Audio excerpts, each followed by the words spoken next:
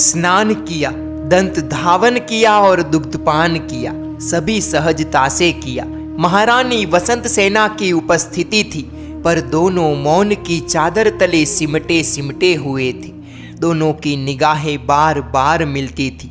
रानी की आंखों में कुतूहल था, जिज्ञासा थी, कुछ अनहोनी की आशंका के साए मंडरा रहे थे, जबकि राजा की आंखों में चमक थी, निश्चय की रोशनी दमक रही थी। दोनों एकांत खंड में बैठे और खंड में चारों कोनों में अगरबत्ती जल रही थी। धूम्र शहर खुशबू को बांधे हुए कमरे में फैल रही थी। महाराज गुणसेन ने खामोशी को तोड़ते हुए कहा, देवी। जी स्वामीनाथ। एक महत्व के निर्णय की जानकारी देनी है तुम्हें।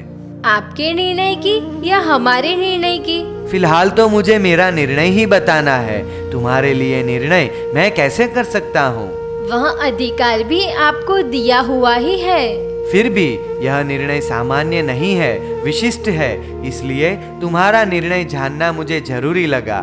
कहिए, आपका निर्णय क्या है? गृहवास का त्याग करके गुरुदेव आचार्य श्री विजय सेन के चरणों में पहुंचकर महाप्रवज्ञा अंगीकार करूंगा। क्या हुआ, निर्णय अच्छा नहीं लगा देवी? वसंत सेना की निगाहें जमीन पर स्थिर हो गई। वह रूंधे हुए स्वर में बोली, नाथ, आप कभी न कभी यह निर्णय करेंगे ही, यह मैं मानती थी, पर इतनी जल्दी निर्णय कर लेंगे यह नहीं समझती थी। त्वरित निर्णय करने का निमित्त मिल गया। रानी ने महाराज के सामने देखा और महाराज ने कहा, आज सवेरे राजमार्ग पर से गुजर रही एक अर्थी को देखा, मृतदेह को देखा, मौत की लीला देखी, मृत्यु की पदचाप सुनाई दी। वह आधम के इससे पूर्व ही आत्म साधना कर लेनी है। आत्महित करने की प्रबल इच्छा जाग उठी। आज सवेरे से ही आप उसे गहरे चिंतन में डूबे हुए हो नाथ। मैं आपके पास आकर काफी देर तक खड़ी रही, फिर भी आपने मेरी ओर देखा तक नहीं। आप खुद में ही खोए हुए थे। वह चिंतन सार्थक हुआ। ज्ञान का फल वीरति है, सर्ववीरति है। मैंने सर्ववीरति स्वीकार करने का निर्णय किया। चूंकि मुझे समाधि मृत्यु प्राप्त करनी है, मरना नहीं है, मृत्यु का वरण करना है। इसके लिए गुरुदेव के चरणों में जाना है। मेरे देव, आपका निर्णय यथार्थ है।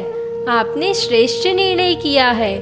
मनुष्य जीवन की सफलता, सार्थकता श्रमण जीवन के पालन में ही है।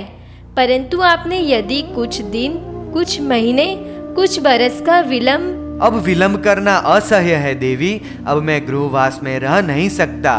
कल सवेरे ही यहाँ से प्रयाण करके जहाँ पर पूज्य गुरुदेव विराजमान है, वहाँ उनके चरणों में पहुँच जाऊंगा। कल ही? रानी वसंत सेना महाराज के चरणों में सिर रखकर फफक रही थी। उसके दिल का बांध टूट गया था। राग दशा की वह करुणता थी।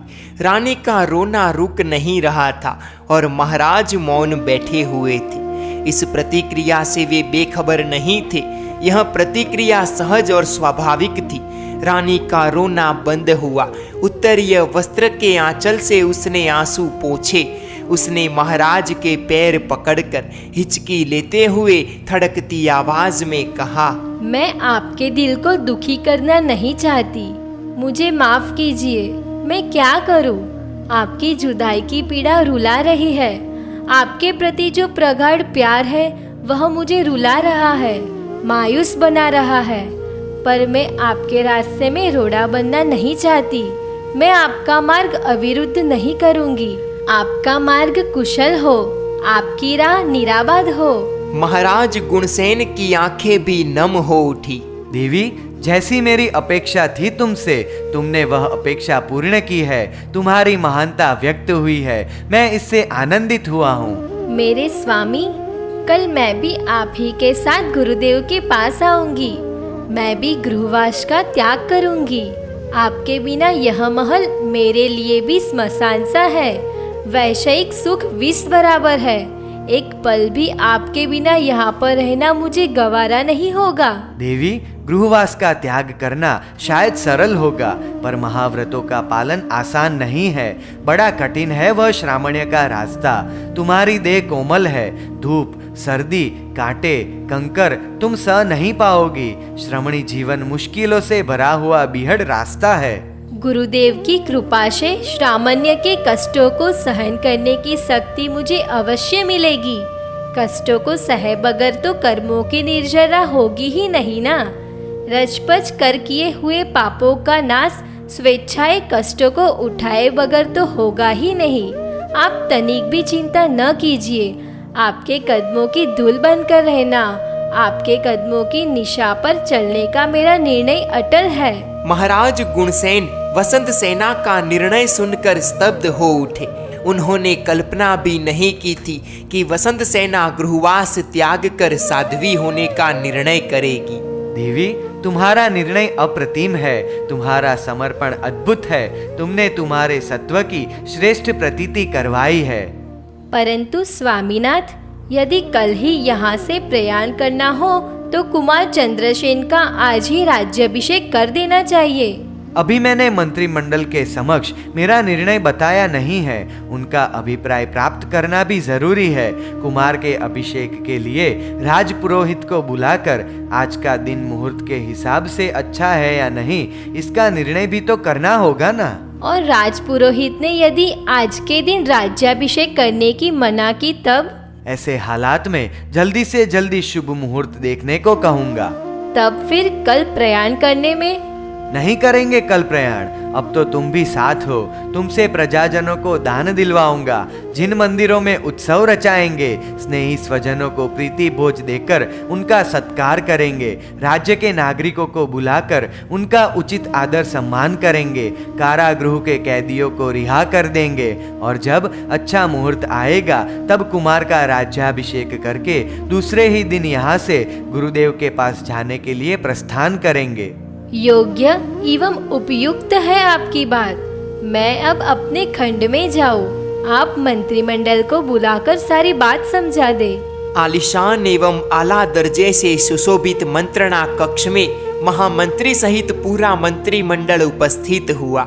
महाराज गुणसेन ने सभी का यथा योग्य स्वागत किया। सभी अपने अपने आसन पर बैठे। कुछ पल मौन छाया रहा। महामंत्री ने खड़े होकर मस्तक पर अंजलि जोड़कर सविनय पूछा, कृपानाथ, हम सबको याद करने की क्यों कृपा की? हमारे लायक आज्ञा फरमाइए। मंत्रीश्वर, मैंने गृहवास का त्याग करके गुरुदेव आचार्य श्री विजयसेन के पास जाकर महाप्रवज्ञा ग्रहण करने का निर्णय किया है। मेरे साथ महारानी ने भी वही निर्णय किया। सभी मंत्री गंभीर हो उठे। तभी महामंत्री ने कहा, महाराज, महापुरुष जीवन के उत्तरार्ध में ऐसा ही विचार करते हैं, क्योंकि कमल पत्र पर रहे हुए तुषार कण में प्रतिबिंबित ज्यों चंचल होता है, वैसा ही चंचल विनश्वर यह जीवन है। वैसे विनश्वर जीवन में शाश्वत धर्म की आराधना कर लेने में भव्य आत्माएं प्रमाद करती नहीं है। इसीलिए प्रभु, आपको जैसा उचित लगे वैसा कीजिए। शुभ कार्य में देरी नहीं करनी चाहिए। रहस्य मंत्री यशोधन ने कहा, घर के चारों ओर आग लगी हो तब घर में रहे हुए बुद्धिशाली व्यक्ति को घर से बाहर निकालने में कौन रोकेगा?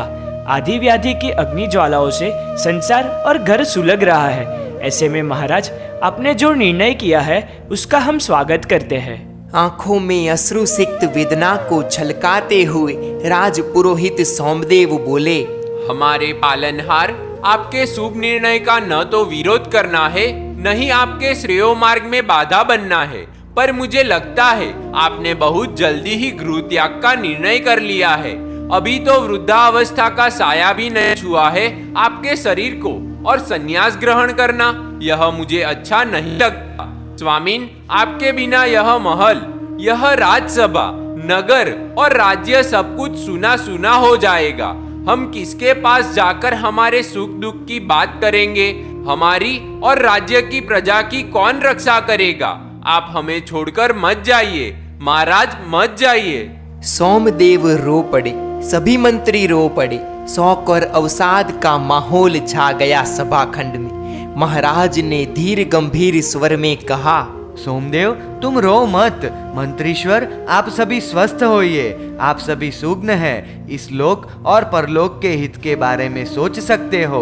आचार्य देव श्री विजय सेन के परिचय से, उनका उपदेश से और उनके दिए हुए तत्व ज्ञान से मेरी आत्मा जाग उठी है। पारलौकिक हित के लिए साधना करने की तीव्र अभिप्सा पैदा हुई है, इसलिए महाप्रवज्ञा का स्वीकार करना अनिवार्य है। अब मैं राजकुमार चंद्रसेन का राज्याभिषेक करना चाहता हूँ।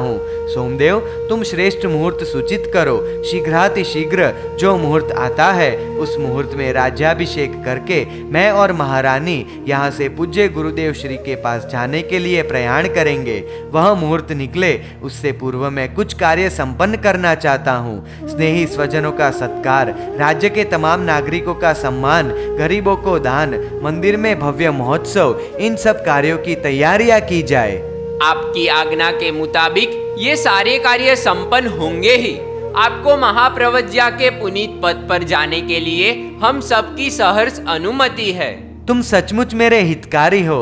तुमने यथास्थित कहा है, मैं प्रसन्न हूँ। यों कहकर महाराज ने मंत्रिमंडल के साथ मध्याह्न का भोजन किया। सभी का अभिवादन करके सभी को विदाई दी। कुमार चंद्रसेन ज्येष्ठ राजकुमार था। वह जवान था, पराक्रमी राजकुमार था। उसने महाराज गुणसेन के साथ 2 युद्धों में भी भाग लिया था। युद्ध कौशल बताकर उसने धवल कीर्ति अर्जित की थी। पराक्रमी था, परंतु यौवन सुलभ औद्धत्य से वह मुक्त था। उसकी उदारता के गीत नगर की गलियों में गाए जाते थे। उसके हृदय में राज्य की प्रजा के प्रति प्रेम था, वात्सल्य था। दुखी जनों के दुख दूर करने के लिए वह रात दिन तत्पर रहता था। उसे महाराज गुणसेन की राजनीति पसंद थी। वह महाराज की मर्यादा, उनके गौरव और उनके सम्मान का बराबर ख्याल रखता था। चंद्रसेन निर्व्यसनी था। वह जो कार्य करता पूरी कुशलता और पूरी समझदारी के साथ करता था। वह बहुत कम बोलता था। उसके चेहरे पर जैसी तेजस्विता छाई रहती थी, वैसी ही प्रसन्नता उसके व्यक्तित्व में झलकती रहती थी। उसने महल में आए हुए अचानक परिवर्तन को भांप लिया। परिचारिकाओं की आंखों में आंसू देखे। परिचारकों के खिले चेहरे मुरझाए हुए उदास से नजर आए। द्वारपालों को विषाद के रंग में रंगे हुए देखा। कभी उसने महल को शोक के वातावरण में डूबे नहीं देखा था, पर आज कुछ अजीब सा अवसाद चारों ओर रिस रहा था। वह त्वरा से माँ वसंत सेना के पास पहुंचा।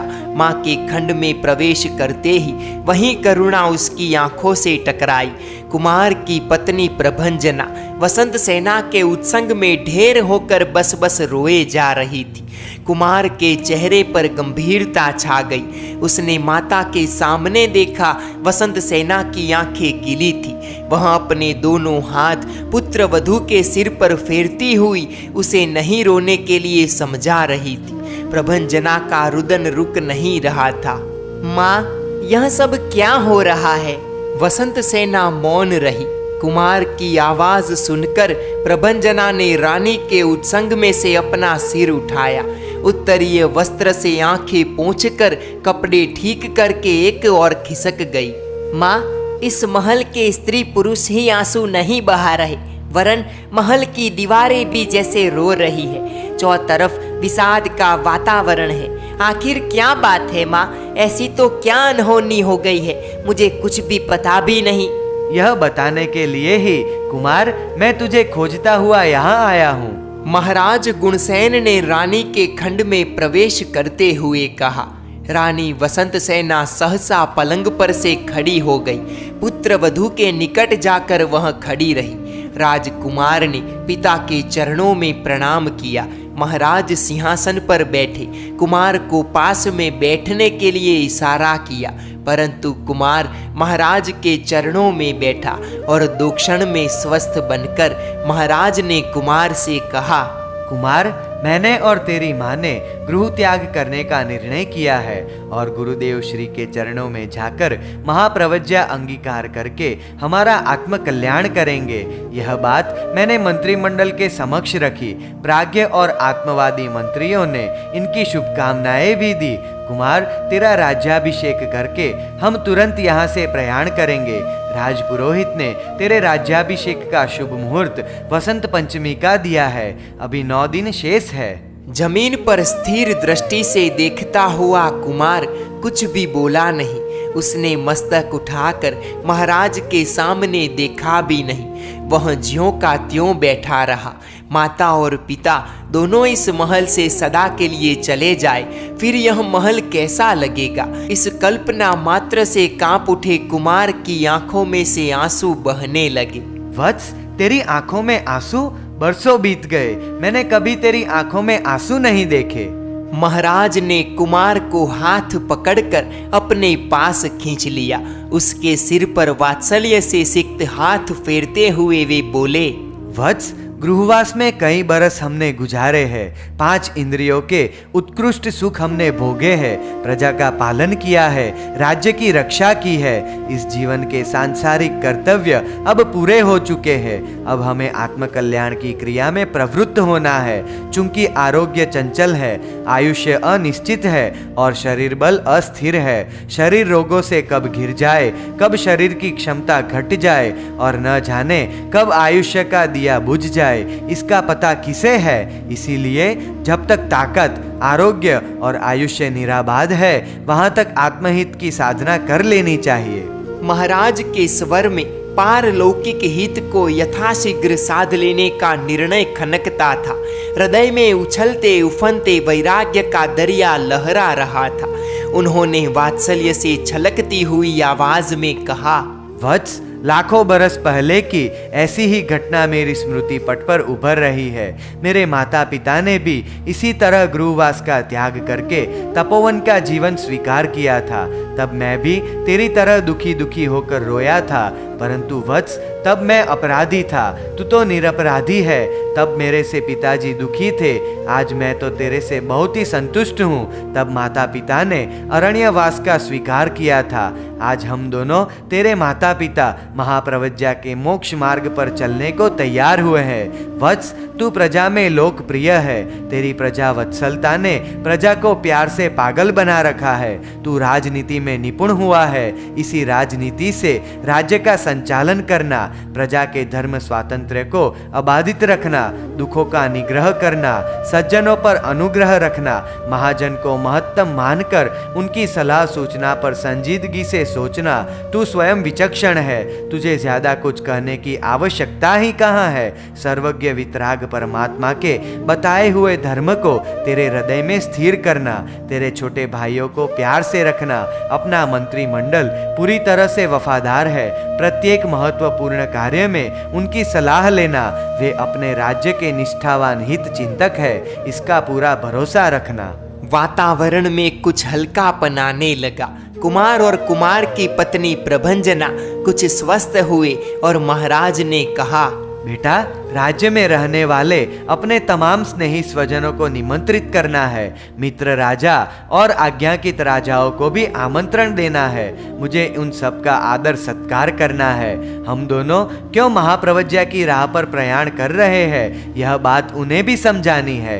इसके बाद राज्य के सभी अग्रगण्य नागरिकों को सम्मानित करना है। गरीबों को दान देना है। कैद की सलाखों के पीछे रहे हुए कैदियों को मुक्त करना है। राज्य के जिन मंदिरों में परमात्मा भक्ति के महोत्सव रचाने हैं, इस सब के लिए तैयारियां करनी है। मैंने मंत्रीवर्ग से बात की है, परंतु मैं चाहता हूँ ये सारे कार्य तेरे मार्गदर्शन तले होने चाहिए। कुमार ने पिता के चरणों में प्रणाम किया, फिर माता के चरणों में नमस्कार करके वह खंड में से बाहर निकल गया। कुमार पत्नी प्रभंजना को भी वसंत सेना ने जाने की इजाजत दी। महाराज गुणसेन ने वसंत सेना के सामने देखा। दोनों की निगाहें परस्पर मिली और महाराज ने कहा, देवी, कुमार की गंभीरता देखी? जी हाँ, एक भी शब्द वह बोला नहीं। और फिर मेरे एक एक शब्दों को भी ध्यान से सुना। बड़ी ही शांति से उसने सारी बातें सुनी। देवी, कुमार की तेजस्विता, कुमार का शौर्य और उसका गुणमय व्यक्तित्व ही उसे श्रेष्ठ राजा बनाएगा। और अंत में राजश्री भी बनेगा ना। आप आपके पिता की राह पर चलोगे तो वह भी अपने पिता के कदमों पर यात्री बनेगा ना। यह बड़ी ही उत्तम परंपरा है। यदि यह परंपरा इसी तरह बरसों तक, युगों तक चलती रहेगी तो प्रजा का अभ्युदय और प्रजा की सुख शांति निशंक बढ़ती रहेगी। इतने में परिचारिका ने खंड में प्रवेश करके भोजन के लिए निवेदन किया। परिचारिका के जाने के बाद महाराज ने कहा, कुमार आज मेरे साथ ही भोजन करेगा। मुझे लगता है अब वह रोजाना आपके साथ ही भोजन करेगा। और युवरागी तुम्हारे साथ। दोनों खड़े हुए और प्रसन्न चित्त से भोजन कक्ष की ओर चल दिए। आलिशान अतिथि गृह को शानदार ढंग से श्रृंगारित किया गया था। विविध पुष्पमालाओं और पुष्प गुच्छों से सजाया गया था। रंग बिरंगी कीमती वस्त्रों से वातायनों को सुशोभित किया गया था। कुछ कुछ दूरी पर चंदन काष्ठ की पुतलियों के हाथों में रत्न दीपक रखे गए थे। दियों के पास ही धूपदानियां रखी हुई थी और उसमें से नृत्य करती हुई धूम्र पंक्तियां ऊपर उठ रही थी। छत में मूल्यवान और कलात्मक तोरण लटकाए गए थे। अतिथि गृह में पूर्व दिशा के सम्मुख 2 भव्य सिंहासन स्थापित किए गए थे, जो कि सोने और चांदी से निर्मित थे। उस पर महाराज गुणसेन और महारानी वसंत सेना बैठे हुए थे। महाराज के निकट एक छोटे सिंहासन पर युवराज चंद्रसेन बैठा हुआ था और महारानी के निकट एक छोटे सिंहासन पर युवराग्नि प्रभंजना बैठी हुई थी। पश्चिम दिशा की ओर 1000 भद्रासन एक के बाद एक जमाए हुए थे। उन पर मित्र राजा और आज्ञांकित राजा उनके क्रम के मुताबिक आसीन हुए थे। उत्तर और दक्षिण की ओर राज्य के अधिकारी, मंत्रीगण और प्रतिष्ठित नागरिकों का समूह था। महाराज के पीछे उनके स्नेही स्वजन व रिश्तेदारों के आसन रखे गए थे। अतिथि गृह में नीरव शांति थी। उपस्थित सभी के चेहरों पर विषाद व ग्लानि की घुंघलाहट जमी हुई थी। सभी के सिर झुके हुए थे। वातावरण में खुशबू महक रही थी। अतिथियों से खचाखच भरे हुए विशाल अतिथि गृह के प्रवेश द्वार पर सशस्त्र सैनिकों के दस्ते सन्नद्ध खड़े थे, पर सभी के चेहरे मायूसी के रंग में रंगे थे। वहां न तो उत्साह था, न तो उमंग था, न आनंद था, और वहां न गीत थे न संगीत, न हास्य था, न विनोद, न चहल, न मौज मस्ती का माहौल। खामोशी बोझ बनकर उतर आई थी पूरे वातावरण में। महाराज सिंहासन पर से खड़े हुए सभा को संबोधित करने के लिए एक ऊंचे बंधे हुए मंच पर जाकर खड़े हुए। सबकी निगाहें महाराज की ओर केंद्रित थी। महाराज ने सभी की ओर एक निगाह से देखा और अपना वक्तव्य प्रारंभ किया।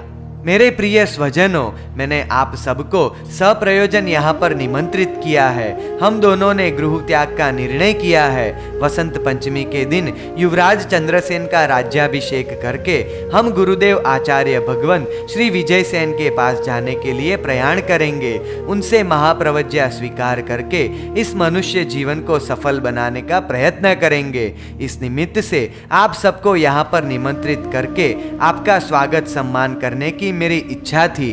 आप सबके मेरे ऊपर बहुत सारे उपकार है। मेरे जीवन में आप सबने मुझे ढेर सारा प्यार दिया है, साथ और सहयोग दिया है। हमारे सुख दुख में आप हिस्सेदार रहे हैं। महानुभावों, प्रत्यक्ष या परोक्ष रूप से हमारी ओर से आप किसी के दिल को पीड़ा पहुंची हो, संत्रास या वेदना हुई हो, क्लेश या परिताप पहुंचा हो, तो हम दोनों मन वचन काया से क्षमा चाहते हैं। आप सब हमारे अपराधों को भुलाकर हमें क्षमा करना।